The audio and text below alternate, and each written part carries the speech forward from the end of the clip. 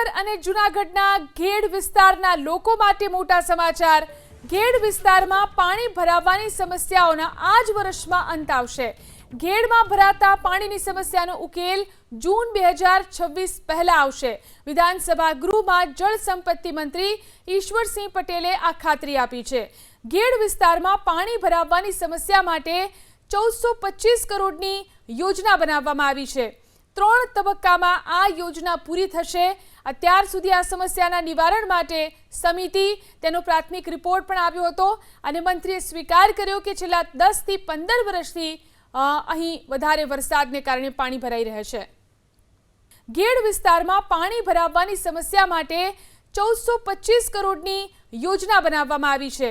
3 તબક્કામાં આ યોજના પૂરી થશે।